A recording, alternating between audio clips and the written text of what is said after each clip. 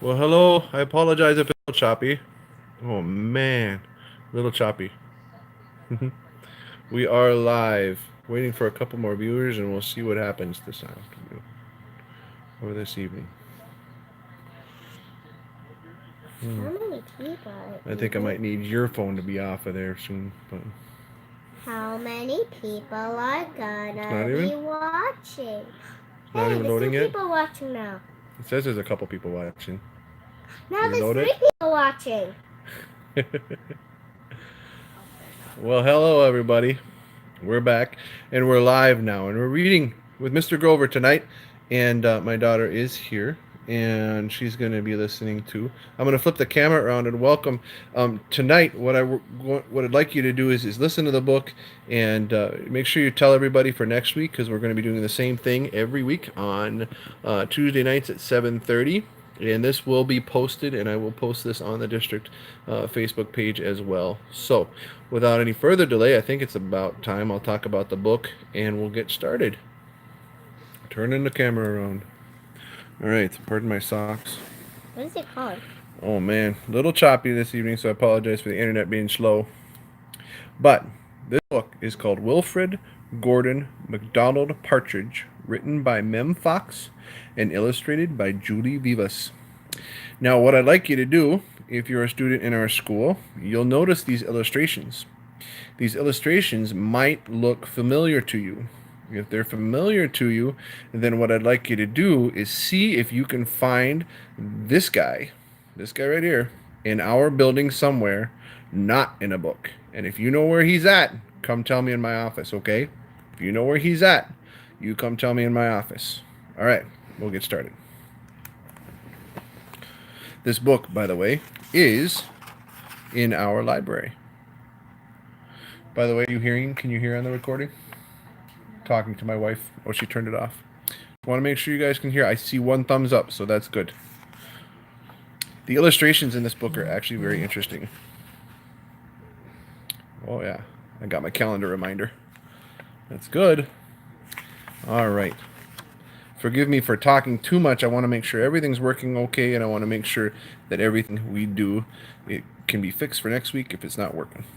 Again, Wilfred Gordon MacDonald Partridge by Mem Fox and Julie Vivas. This is about Wilfred and his visit to the old folks' home. There was once a small boy called Wilfred Gordon MacDonald Partridge, and what's more, he wasn't very old either. His house was next door to an old people's home, and he knew all the people who lived there.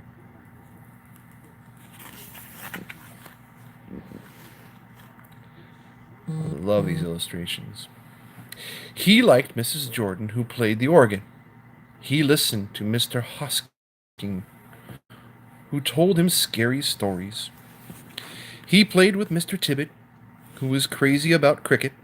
He ran errands for Miss Mitchell, who walked with a wooden stick. He admired Mr. Drysdale, who had a voice like a giant.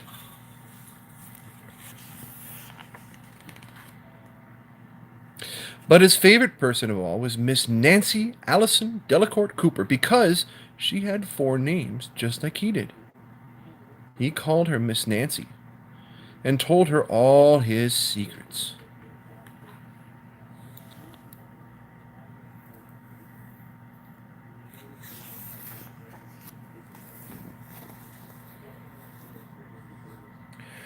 One day, Wilfred Gordon heard his mother and father talking about Miss Nancy. "Poor old thing," said his mother.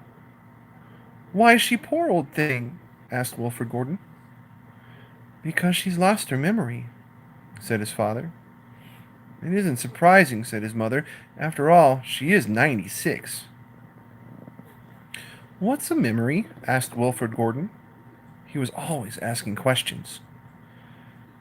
"It is something you remember," said his father. But Wilfred Gordon wanted to know more. He called on Mrs. Jordan, who played the organ. "What's a memory?" he asked. "Something warm, my child, something warm." He called on Father Oh, he called on Mr. Hosking, who told him scary stories. What's a memory? He asked. Something from long ago, my lad. Something from long ago.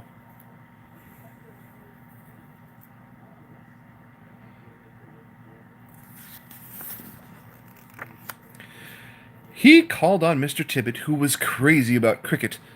What's a memory? He asked. Something that makes you cry, my boy. Something that makes you cry.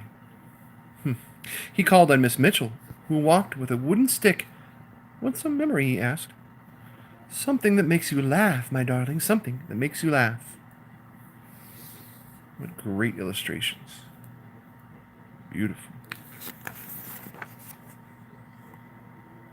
He called on Mr. Drysdale, who had a voice like a giant.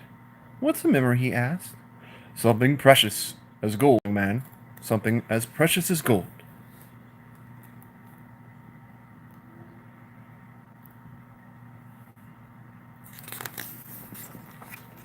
It is a really good book. So Wilfred Gordon went home again to look for memories for Miss Nancy because she had lost her own.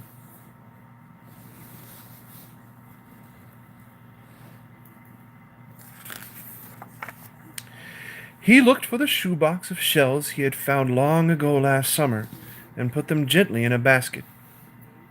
He found the puppet on a string which always made everyone laugh, and he put that in the basket too. He remembered with sadness the medal which his grandfather had given him, and he placed it gently next to his shells.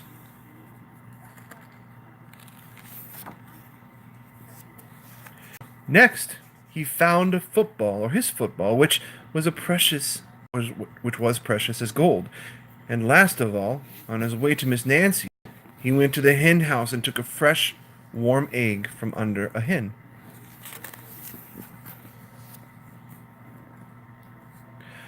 Then Wilfred Gordon called on Miss Nancy and gave her each one by one. Each thing one by one.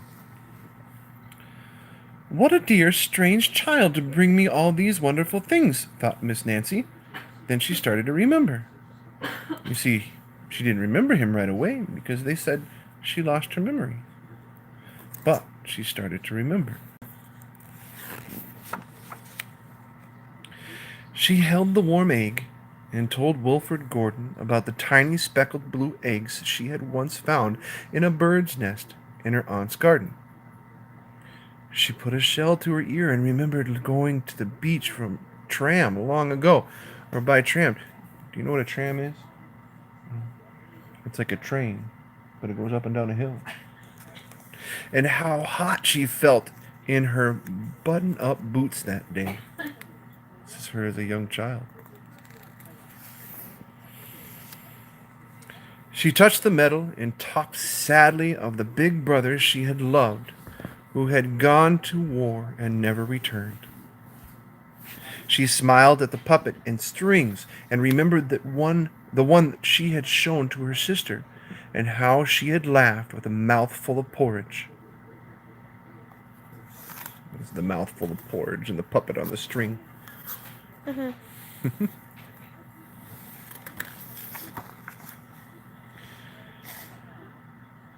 She bounced the football to Wilfred Gordon and remembered the day she had met him and all the secrets they had told.